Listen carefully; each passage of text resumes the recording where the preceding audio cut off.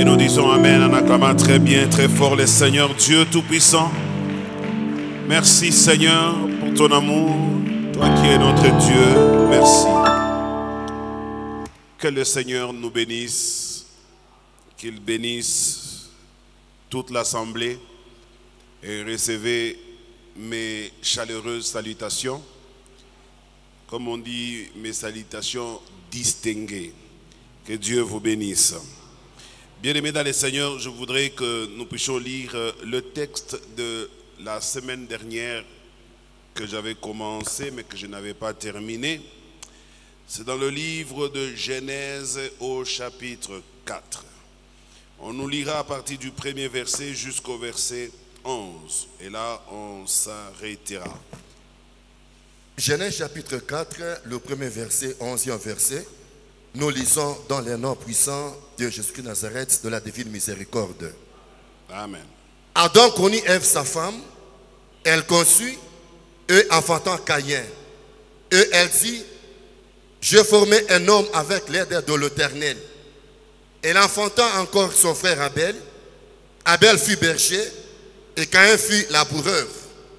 Au bout de quelque temps, Caïn fit à l'Éternel une offrande de fruits de la terre, et Abel de son côté en fit une de premier-né de son troupeau et de leur graisse. L'Éternel porta un regard favorable sur Abel et sur son offrande, mais il ne porta pas un regard favorable sur son offrande. Caïn fut très irrité et son visage fut abattu.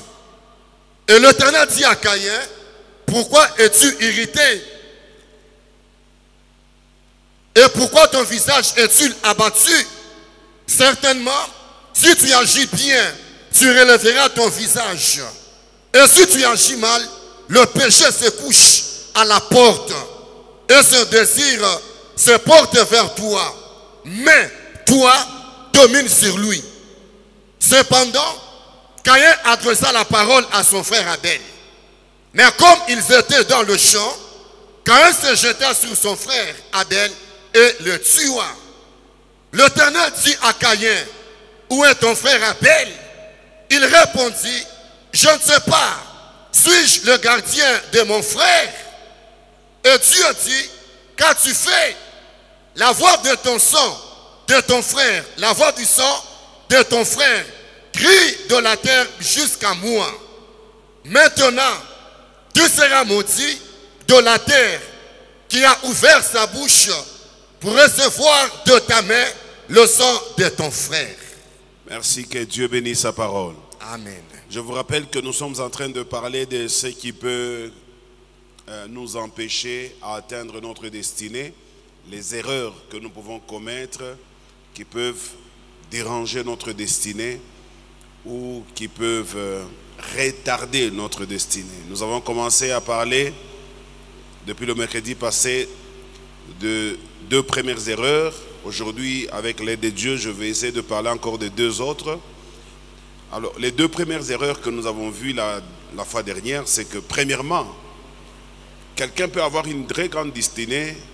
Dieu peut avoir un très bon projet avec quelqu'un, mais tout cela peut échouer simplement parce que quelque part, le bénéficiaire de cette promesse ou de cette destinée s'est mal comporté et par son comportement, il a détruit sa destinée. Il y a des gens dans la vie qui ne savent pas que cette vie telle qu'elle est constituée, elle est constituée de beaucoup de pression. La vie est constituée de beaucoup de pression, de telle sorte que il n'y a nulle part où tu vivras sans subir cette pression-là. Même si tu dis, moi je ne sortirai pas de la maison pour éviter la pression te suivra même dans tes pensées. Donc la vie est vraiment entourée de beaucoup de pression. La pression des études, la pression du mariage, la pression des enfants, la pression d'un confort, la pression de la vie éternelle, la pression du salut. Tout cela, ce sont des pressions que nous recevons et nous vivons dans ces pressions sur cette terre. Alors maintenant, l'erreur que nous pouvons commettre qui puisse perturber les plans de Dieu dans ce qu'il est en train de faire, ça serait, comme nous l'avons dit, avoir la difficulté sur la gestion des émotions. La gestion des émotions. Et nous avons dit qu'il faudrait que nous puissions apprendre à exercer la maîtrise de soi. La maîtrise de soi est un don que Dieu nous donne, mais ce don-là doit être cultivé. Tout ce que Dieu donne à l'homme, l'homme a l'obligation de le cultiver. Il n'est pas dit que parce que Dieu t'a donné un don de chanter, du coup tu ne peux pas travailler sur ça. Ou parce que Dieu t'a donné le don de prêcher, tu ne peux pas travailler sur ça. Tout ce que nous recevons de Dieu, c'est pour que nous puissions le cultiver. C'est pour que nous puissions l'améliorer. Rappelez-vous des 5 talents qui avaient donné été à l'un, 2 talents à l'autre, 1 talent aussi. Et les talents, c'est ce que nous appelons aujourd'hui des dons. Mais au bout de quelques temps, quand Dieu revient pour constater, il se rend compte que lui des 5 avait multiplié à 10, celui des 2 l'avait amené à 4, mais celui qui n'avait qu'un seul talent, lui s'est dit, j'étais marginalisé, je n'étais pas favorisé comme les autres. C'est comme ça que nous avons dit, la deuxième grosse erreur qui arrive dans la vie de beaucoup de gens, c'est dans la gestion des comparaisons. C'est que quand Dieu vous donne quelque chose, ne cherchez pas à vous comparer à celui qui l'a donné aussi quelque autre chose. Dieu ne nous donne pas tous les choses de la même manière. Dieu ne fait pas avec nous tous les mêmes choses en même temps, au même moment.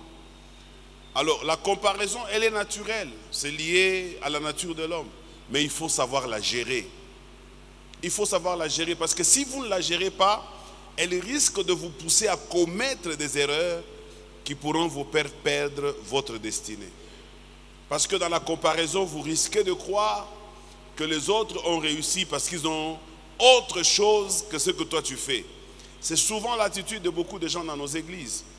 Quand lui a essayé de faire quelque chose et qu'il n'a pas atteint les objectifs poursuivis et que les autres l'ont fait, tout de suite là, le sentiment est que c'est que eux, en dehors de la prière, en dehors de la parole, en dehors de l'église, ils doivent avoir d'autres choses qui ne nous révèlent pas.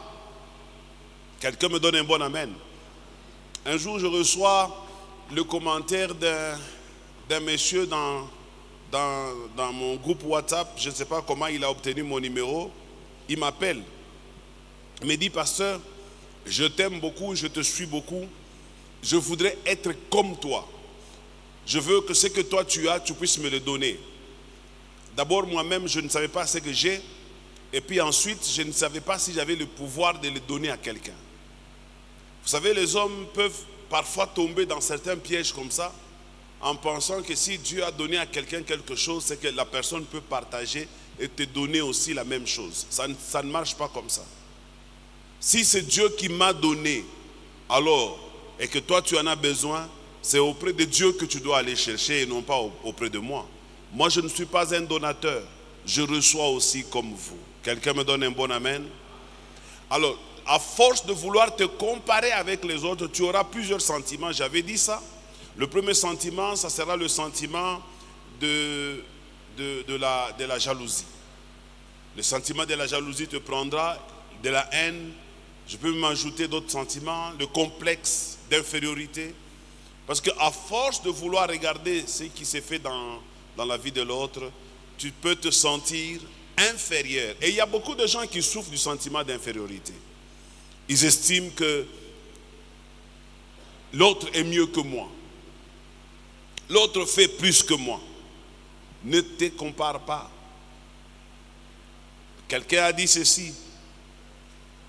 Il y a plusieurs fruits qui existent dans le monde. Mais tous les fruits ne mûrissent pas le même jour. Et même dans un même arbre, vous pouvez avoir des manguiers chez vous. Mais vous allez constater que lorsque les mangues vont commencer à pousser, toutes les mangues ne vont pas mûrir au même instant. Il y a des mangues qui mûriront tôt, que vous allez consommer, et d'autres vont traîner et qui mûriront en leur temps. Alors si la première mangue pouvait commencer à se moquer des autres mangues qui n'ont pas encore mûri, les autres mangues pouvaient commencer à se dire, mais pourquoi nous on ne mûrit pas alors que nous sommes dans un même arbre? Ça c'est juste un exemple pour vous dire, ne vous comparez pas. Chacun a son temps. Ça c'est ce que j'ai dit le mercredi passé. Alors le texte que nous avons lu nous a servi de base. Parce qu'ici nous voyons un certain monsieur qui s'appelle Caïn, qui était le grand frère. Et son petit frère est venu, lui on lui a donné le nom d'Abel. Et on nous dit que Caïn était laboureur. Et Abel était berger. Un laboureur, c'est quelqu'un qui vit du champ. Il travaille le champ, il travaille la terre, et la terre lui produit les résultats, et c'est de ces résultats-là qu'il vit. Mais tandis qu'un berger, lui, il vit de l'élevage. Il élève. Les deux font un travail, j'aime beaucoup Dieu à ce niveau ici, et je voudrais vous le garantir aussi pour vous. Les deux font un travail, mais vous allez constater que celui qui fait croître et le travail du laboureur et le travail du berger, c'est Dieu. Et le laboureur, quand il a planté ou quand il a sémé, il ne sait même pas comment la semence va germer, comment elle va se développer sous terre. Il n'y a que Dieu qui le sait. Dieu lui seul sait. Et même là aussi, quand vous sémez, la semence ne germe pas, ou les semences ne germent pas au même moment. Moi j'aime bien cultiver, j'aime bien, chez moi, j'ai beaucoup de plantes que j'ai mis dans ma parcelle, c'est moi-même qui les ai cultivées. Et depuis tout enfant, j'aimais bien, quand chez nous on préparait les haricots, j'ai volé un peu 5 haricots, j'allais derrière la maison dans un petit coin, j'ai barricadé cela, j'ai jeté quelques haricots et j'aspergeais de l'eau régulièrement pour voir si ça allait donner. Mais il arrivait que le premier haricot sort.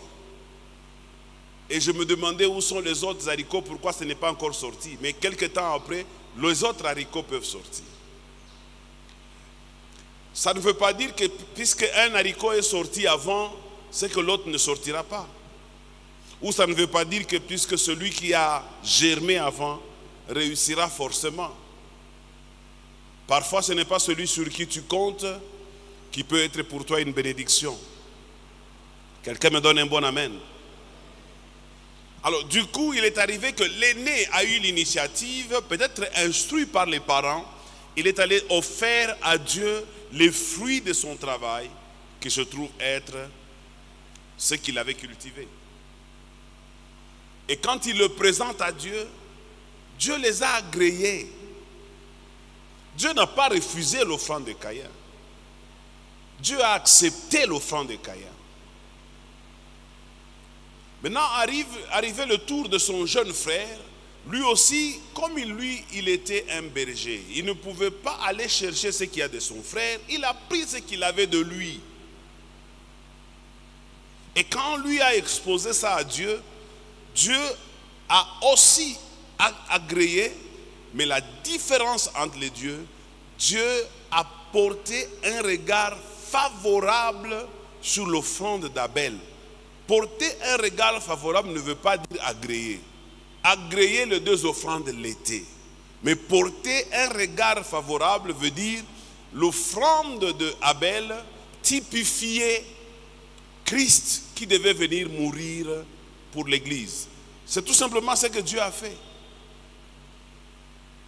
C'est comme quand on parle de l'histoire de Jacob avec son jumeau Ésaü. On dit que Dieu a aimé Jacob et il a haï Ésaü. Ça ne veut pas dire que dans le cœur de Dieu, il y a de la haine. Ça veut tout simplement dire que Dieu a, entre les deux, il a préféré faire quelque chose avec Jacob. C'est juste une préférence. Quelqu'un me donne un bon amen? Le choix de Dieu est indiscutable. Ce que Dieu veut faire, personne ne peut remettre ça en cause. Mais écoutez ce que Dieu a dit à Caïn. J'aime beaucoup cette phrase. Dieu dit à Caïn,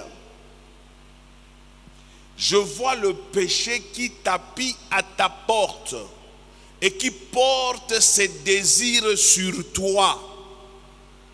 Et Dieu lui donne même la technique. Il dit, domine-le. Avant de lui dire domine-le, il lui dit, si tu agis bien, tu relèveras ta tête. Si tu agis mal, ce péché-là va te détruire. Le péché qui devait détruire Caïn, c'était lequel? C'est tout ce que je suis en train de vous enseigner aujourd'hui. Bien gérer ses émotions. Faire une bonne gestion de la comparaison. Et le troisième point, qui a aussi détruit Caïn, c'est le point que je développe maintenant, la gestion des manières. Je l'avais déjà annoncé le mercredi passé. La gestion des manières. Qu'est-ce que j'entends par la gestion de manières? Vous savez, mes amis, dans la vie, comme je le disais tantôt, nous sommes dans une vie comme dans un pressoir. La vie est une pression. Vous n'aurez jamais de facilité dans votre vie. Les gens vous aimeront, d'autres par hypocrisie, d'autres vous haïront, d'autres ne vous supporteront pas. Mais toutes ces personnes autour de vous, chacun se comportera envers vous de sa manière. Mais vous devez savoir gérer vos manières. Vous savez, on dit toujours, un don peut nous ouvrir des portes. Mais nos manières de vivre peuvent le fermer. Dieu peut te donner un mariage, mais tes manières peuvent détruire ce mariage. Dieu peut te donner un bon boulot, mais ta manière de vivre peut fermer la porte de ce boulot.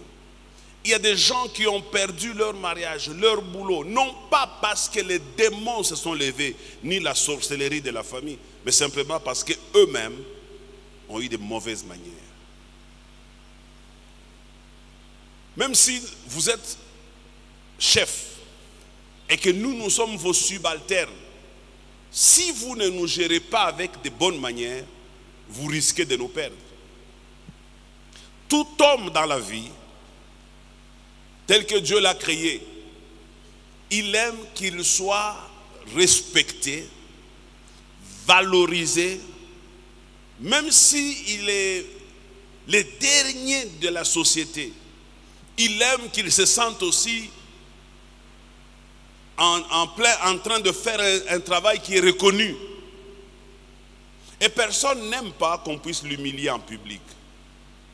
Et quand vous êtes un chef, ayez aussi des manières. Parce que même celui qui travaille au bas de l'échelle peut t'aider. D'ailleurs, parfois, les gens qui travaillent très bas, ils connaissent beaucoup plus que nous. Parce que la position peut aussi nous empêcher de connaître certaines choses. Tu es une femme mariée dans ta maison, gère bien les enfants, même les enfants qui ne sont pas issus de ton ventre. Il y a des femmes qui ne peuvent pas vivre avec les enfants qui ne sont pas sortis de son ventre. Peut-être que ton mari en avait eu des enfants avant de te rencontrer, mais maintenant que vous êtes ensemble, au début tu avais accepté de prendre soin de ses enfants. Mais à un moment donné, tu as commencé à développer certaines manières qui les détruisent. Et puis vous ne savez pas ce que ces enfants deviendront. Et le plus souvent, les enfants les plus délaissés, les enfants qui vivent dans ce genre de conditions finissent toujours par exceller. Je ne sais pas quelle est la magie qui s'est fait derrière ça, mais tout ce que j'ai constaté, que les enfants les plus abandonnés et les plus rejetés dans la famille sont ceux-là qui excellent. Si c'est ton cas, je te propulse à l'excellence et que Dieu accomplisse la parole dans ta vie au nom de Jésus-Christ. La gestion des manières.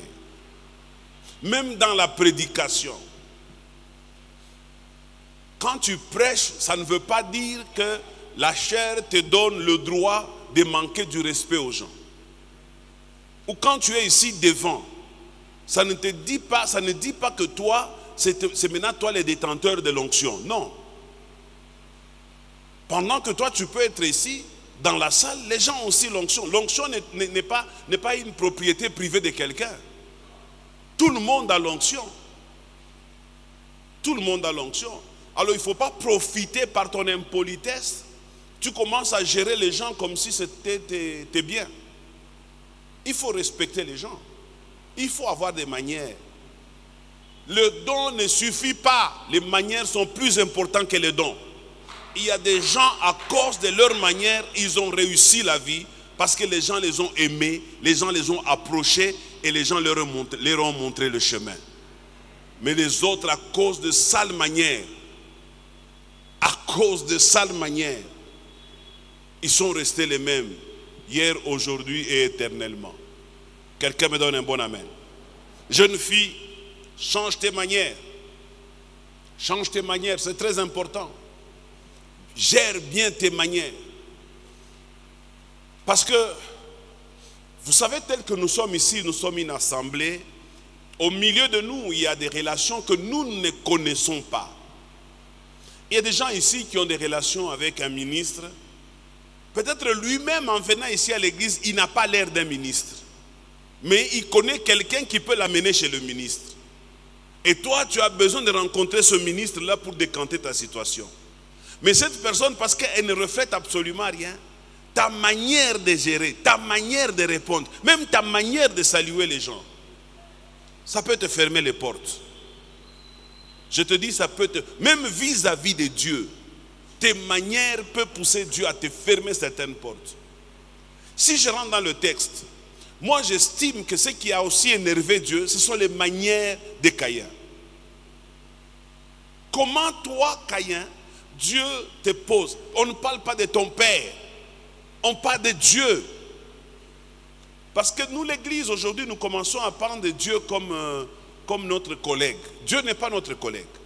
Je vous enseigne que Dieu est plus âgé qu'aucun d'entre nous, plus âgé que les parents de nous tous, plus âgé que les grands-parents de nous tous.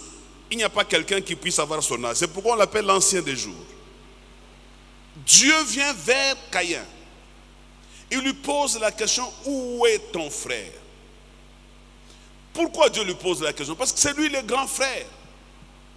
Quand tu es grand frère dans une famille, tu es censé jouer le rôle protecteur envers tes petits frères. Un véritable grand frère, c'est celui qui sait prendre soin de ses frères. Vous allez voir des enfants, celui qui est plus âgé est censé protéger les moins âgés. Si Dieu vient vers toi, c'est parce que c'est toi qui as vu le jour le premier. C'est toi qui as initié. Et souvent, ça se passe comme ça. Ce sont les grands frères ou les grandes sœurs qui apprennent à leurs sœurs ou à leurs frères les manières. Je venais avec ma fille Ruth, j'ai discuté avec elle, parce qu'elles ont toutes mes filles, je ne sais pas où est-ce qu'elles ont tiré ça. Elles ont une très mauvaise prononciation quand elles parlent de sentir l'odeur. En Swahili, on dit kununka, n'est-ce pas? Elles disent toujours nyunka. Depuis leur grande sœur jusqu'à toutes. Nyunka, nyunka. Je ne sais pas nyunka, c'est nunka. Depuis que j'ai corrigé. Mais qui les a entraînées dans ça? C'est leur grande sœur. C'est elle. Parce que c'est elle qui leur a appris les Swahili. C'est elle qui leur a appris comment ça se passe. Quand tu es grand frère, quand tu es grande sœur, apprends à être responsable. Parce que derrière toi, il y a toute une cohorte qui dépend de toi. C'est comme ça, c'est aussi pareil pour nous les leaders. Quand nous sommes devant les gens, nous sommes des modèles. Il y a des gens qui sont derrière nous. Nous devons leur montrer le chemin par notre conduite. C'est vrai, nous sommes des humains, mais nous devons faire un effort pour que nous soyons rarement reprochables. Que Dieu nous bénisse. Dieu pose la question à Caïn parce que c'est lui l'aîné de la famille. Où est ton frère? Caïn dit, je ne sais pas. Déjà là, ça va. Si tu avais dit, je ne sais pas, tu t'arrêtes là. Mais entre-temps, tu mens. Parce que tu sais. Les gens excusez-moi, quand ils veulent se défendre, sont capables de mentir avec une telle facilité que vous n'avez pas l'idée. Tous. Il suffit que tu sois dans une difficulté quelconque, femme mariée, papa à la maison, les enfants surtout, dans une quelconque difficulté où parce que naturellement dans la nature de l'homme, l'homme a tendance à se protéger. Il a tendance à se justifier. On pose une question, qu'est-ce qui s'est passé là? Et chacun d'entre nous, naturellement, si tu sais que c'est toi qui as fait la faute, nous n'acceptons pas, nous n'avouons pas facilement. Et qu'est-ce que nous faisons à la place? Nous préférons justifier cela par un petit mensonge salutaire. Un mensonge qui peut sauver. Un exemple. Tu as quitté le travail, l'heure de rentrer au travail après la pause, c'est 14 h. Il est 14h30, toi tu n'es pas encore rentré, on t'appelle au téléphone. Monsieur, tu es où? Tu sais que si je dis que je suis en taxi, je peux avoir des problèmes dans mon travail. Qu'est-ce que tu dis? Je suis juste derrière à la toilette. Tu dis ça, tu n'as pas l'intention de mentir, mais tu dis ça pour te justifier, pour te protéger. Ça, c'est aussi des petits mensonges que beaucoup de gens ont ici, surtout au téléphone. Vous voyez quelqu'un, vous êtes avec lui dans la voiture, on lui demande, dit, depuis qu'on t'attendait, tu es où? Dit, non, non, je ne suis pas loin. Je suis déjà au centre-ville. Mais pendant qu'il dit qu'il est au centre-ville, vous êtes avec lui au cimetière de Kassangil. Mais vous l'entendez dire, je suis au centre-ville. Beaucoup de gens le font. Des petits mensonges que nous estimons salutaires, mais qui sont de péché. Et quand il dit à Dieu, je ne le sais pas, en fait, il veut se protéger, il veut se défendre. Et quand Dieu lui pose la deuxième question, ici d'abord, j'ouvre une parenthèse. Vous savez, quand Dieu nous pose des questions, ce n'est pas qu'il ne connaît pas la réponse. Quand Dieu nous pose des questions, il connaît la réponse, mais il veut voir comment nous-mêmes nous allons répondre à cette question. Dieu veut travailler avec beaucoup de gens. Nous tous, Dieu veut travailler avec nous. Mais ce que Dieu cherche, c'est le sérieux dans les relations que nous avons avec lui. Sommes-nous sérieux? Dieu peut-il nous faire confiance dans les petites choses, dans des petites phrases? Même ici à la chair, certains peuvent même en témoignant augmenter quelque chose qui n'est pas correct. Tout ça, Dieu regarde. Vous savez, même quand je prêche là, Dieu, il est quelque part en train de nous suivre, en train d'écouter ce que je dis. Là où je dis des bêtises, il est certainement frustré. Il est frustré quand je mens. Je ne peux pas justifier cela à Dieu en disant non, je voulais arranger mon témoignage. Non, ce n'est pas une justification. C'est une faute. Où est ton frère? Je ne sais pas. Et Dieu lui dit, j'entends le cri de son sang qui monte de la terre jusqu'à moi. Écoute ce qu'il dit maintenant à Dieu. Suis-je le gardien de mon frère? Ça, c'est ce qu'on appelle en Swahili kibengo. Donc, où le type est quoi? Démoniaque. Papa, comment tu peux répondre à Dieu? Suis-je le gardien de mon frère? Ici, je vais ouvrir beaucoup de parenthèses, permettez-moi. Excusez-moi de dire ça. Je ne connais pas beaucoup de tribus, parce que moi-même, je ne suis pas dans beaucoup de tribus, mais je connais quand même une des caractéristiques des gens qui vivent ici au Katanga. Et cette caractéristique des gens qui vivent au Katanga, quand tu lui poses une question, les gens d'ici, c'est-à-dire toutes les tribus confondues, ont tendance à répondre par une autre question ou en vous donnant une réponse que nous appelons Anakukata Kitampi. Je ne sais pas comment on appelle ça en français. Qui peut m'aider, vous qui connaissez bien le français? Coupez la parole. Shimunyane Sheko. Kukata Kitampi, c'est quoi en français? C'est difficile, hein? Bon, au moins vous avez compris ce que je voulais dire. Il y a des gens ici, dans cette... Je ne sais pas si c'est un démon qui contrôle cet environnement, mais les gens sont très spécialistes dans ça. Même l'homme et la femme dans la maison. Beko na mabitan pimoya. Bwana nestu kwesma. Di nani Bert. Nani kwa. Ile bila tangwa kaki. Asa palo uribivule urinipachi abi. Ça c'est un exemple que je vous donne. Ça semble être une réponse normale, mais normalement c'est pas bien. Parce que quand je te demande, est-ce que moi j'ai dit que je t'ai remis ça quand j'ai enlevé ça? Non. Quelqu'un me donne un bon amen. Et ce genre de réponse, ça peut créer des incompréhensions, des troubles, des difficultés, des déchirements inutiles. La Bible dit, une réponse douce calme la fureur. Quand quelqu'un même si quelqu'un est fâché là, une réponse douce calme la fureur. Surtout les mamans, vous les jeunes filles. Tu ne sais pas qui est en train de te regarder, qui est en train de t'observer. Ce qui importe devant les gens, devant les hommes, ce sont des femmes qui ont des caractères dignes d'être appelées femmes. Il ne faut pas être impoli. Il y a des femmes impolies. Même moi, en tant que pasteur, j'ai peur de cette femme-là. Parce qu'elle a un kata.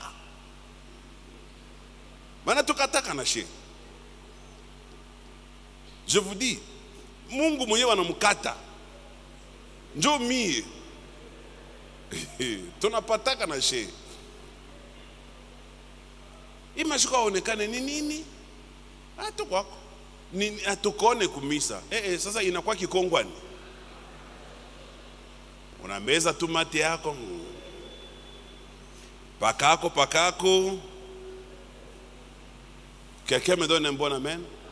Mais la Bible dit une réponse douce calme la fureur. Ton mari peut... Je me rappelle un pasteur, paix à son âme. Ce pasteur, il vient un jour chez lui à la maison, c'était le soir. Il avait déjà donné l'ordre à la maison que quand j'arrive à la barrière, surtout après 18 heures, je ne veux pas klaxonner 2 fois. Il y a de l'insécurité dans la ville. Il faut que quand j'arrive, directement vous m'ouvrez, j'entre dans ma parcelle. Alors ce jour-là, il a klaxonné au moins 4 fois, 5 fois. Personne n'a ouvert. Et puis finalement, on a ouvert. Il est entré. Très furieux. Il voulait sanctionner quelqu'un. Soit la sentinelle, soit un des enfants, soit la femme. Parce qu'il a klaxonné, ça faisait beaucoup de temps. Et quand il descend de la voiture, il claque la portière. Déjà la femme sent qu'ici il y a un problème. Et il pose la question. Est-ce que vous n'avez pas entendu quand j'ai klaxonné? Avec une voix méchante. Et tout le monde panique dans la maison. Il suffisait d'une mauvaise réponse ce jour-là pour qu'il tombe sur quelqu'un. Parce qu'il était dans tous ses états. C'est là que j'ai compris que la Bible ne ment pas. Une réponse douce calme la fureur. Sa femme, il y a des femmes sages. Sa femme sort. Et quand elle sort, elle trouve son mari dans cet état. Écoutez ce qu'elle fait. Très sage. Elle entre d'abord dans la même position que son mari. Une femme insensée, qu'est-ce qu'elle ferait? Elle commencerait à attaquer son mari en face. Or, cet homme est dans la fureur. Ça peut arriver que l'homme soit monté. Il ne faut pas directement s'opposer à lui, parfois même avec des réponses qui montrent comment il est ridicule. Mais cette femme, qu'est-ce qu'elle a fait? Elle va aller du côté de son mari. Elle le regarde aussi dans la parcelle. Pourquoi vous n'avez pas fait ce que mon mari vous dit toujours? Pourquoi vous n'avez pas ouvert la barrière à temps? Et puis son mari dit, hein, même toi. Et puis elle se tourne vers lui. Chérie, kouyalouako. Elle a ramené son mari dans la maison. Et son mari s'est calmé. Quelqu'un me donne un bon amen? Dans une même situation, une autre femme se comporterait autrement. Vous savez, dans la vie, à créer la sagesse. La sagesse est plus riche que de l'or. La sagesse est plus riche que les pierres précieuses. Il ne suffit pas de bien t'habiller. Les manières. Tu peux être bien habillé. Tu descends dans un très beau véhicule. Toi-même, tu es belle de la tête jusqu'aux pieds. mais les manières. Un ancien me raconte qu'il a rencontré une femme de cette église qui c'était dans un supermarché. L'ancien a même paniqué. La dame là était en train de dandiner comme un parent. Elle faisait des démarches. Elle marchait comme si elle dansait. Elle est des teints clairs de la tête jusqu'aux pieds. Et l'ancien était juste à côté. Elle n'a même pas eu le temps de le voir. Et tout le monde... Tu sais qu'il y a des femmes, quand tu la rencontres comme ça sur ton chemin, tu as même envie de quitter le chemin. Où il n'y a pas que des femmes, il y a aussi des hommes. Moi, je connais un homme. Ce type-là, il est extraordinaire. Cet homme-là, je le rencontre souvent au salon de coiffure. C'est là que je l'ai connu. On peut être là, chacun attend son tour, calmement. Mais quand lui entre, il va entrer avec un téléphone à la main. Il a déjà gonflé. Et quand il parle, il vous met tous mal à l'aise. Et même si vous êtes en train de parler d'un sujet, mais le fait que lui vienne d'entrer, vous n'allez plus continuer parce que sa voix est plus élevée que vous tous. Et quand il parle, il ne se gêne pas. Ayez quand même des manières, s'il vous plaît. Il ne se gêne pas. Oui. Est-ce qu'on t'a donné les 10 000 $ là? Non. Moi, j'étais en France. Tu sais, après la France, j'ai fait l'Allemagne. D'ailleurs, je compte rentrer encore là-bas dans une semaine. Ça où tu es élevé? Je vais te dire ça tout en pancho, tout na chungolo wa France wa kunani aishe kusema, njo tuendeleshe discussion yetu. Ça c'est un manque de manière. Quelqu'un me donne un bon amen. Dis à ton voisin, change de manière. Quand on vit dans la société, il faut avoir de bonnes manières. Quand tu rencontres une grande personne, n'attends pas que la grande personne te salue. Même si la grande personne t'a déjà vu, un charignon, un enfant semble. C'est aux enfants de saluer les grands. Moi, quand j'entre dans ma maison, je ne salue personne. Tout le monde me salue. Bonjour papa, bonjour. Bonjour papa, bonjour. Bonjour. C'est moi le père. Une grande personne, ça peut arriver qu'il te salue, mais il n'est pas obligé. C'est comme ça. Oh, mina passé la Chine mais wori namuki. Oui, parce que moi je ne t'ai pas salué, est-ce que toi tu m'as salué? Parfois nous créons des ennuis pour rien. Mais toi salue-moi carrément et ça passe. Est-ce que vous savez que moi aujourd'hui j'ai une incapacité de connaître tous les membres de l'église? Si tu ne te fais pas remarquer, je ne te connaîtrai pas. Il y a quelques-uns qui se sont fait remarquer. Non, j'étais avec le pasteur dans un supermarché, je les salue, il me répond comme s'il ne me connaissait pas, je vais quitter l'église. Si ma manière Moubaya y tourne à Semaï, tu vas quitter l'église parce qu'on s'est croisés et je ne t'ai pas salué. Et puis moi j'ai une tête malade, je vous ai déjà dit ça. Moi je retiens difficilement les visages des gens. Difficilement. Et j'en souffre. J'ouvre une petite parenthèse. Je vous ai déjà dit ça ici, une fois ici. Quand j'étais païen, il pouvait m'arriver, j'avais beaucoup de copines à gauche, à droite, partout, par-ci, par-là. Il pouvait m'arriver que je rencontre une de mes ex-copines. La copine est en train de me parler, je ne me retrouve pas. On est ni sabou. Bon, comme si je dis oui, je vais lui faire mal. Je dis non, je te connais. Bon, si elle est gentille, elle laisse passer. Mais si elle dit, rappelle-moi, on a kumbuka nini. Là, elle va m'avoir. Je ne me rappelle pas. Mais il y a des gens aussi à qui Dieu a fait grâce. Dans mon 6e primaire, dans mon 2e primaire, dans mon premier maternelle. Moi, je ne suis pas comme ça. La plupart des gens avec qui j'ai étudié, c'est eux qui se rappellent de moi. Moi, zéro. C'est ma tête. Je suis comme ça, c'est zéro. Et puis j'étais un jour avec quelqu'un qui me dit, on était avec toi en première primaire. Et puis on a réussi ensemble chez les professeurs tels. Moi, je regarde. Tout ce temps ici, tu as retenu ça. Tu n'as rien d'autre à faire dans la vie ou quoi? Quelqu'un me donne un bon amen? Dans la vie, il faut avoir de bonnes manières. Surtout nous les chrétiens, dans l'église. Nous avons de très sales manières. Que Dieu te délivre au nom de Jésus-Christ. Ayez de bonnes manières, s'il vous plaît, avec nos parents, avec nos chefs au travail. Ayez de bonnes manières. Vivez bien avec les gens en les respectant. Vivez bien avec les gens en les mettant à leur place. Ne soyez pas un jeune homme impoli que tout le monde veut éviter. Même ici à l'église, sans que nous ayons fait une réunion, nous connaissons qui est poli et qui est impoli. Nous connaissons.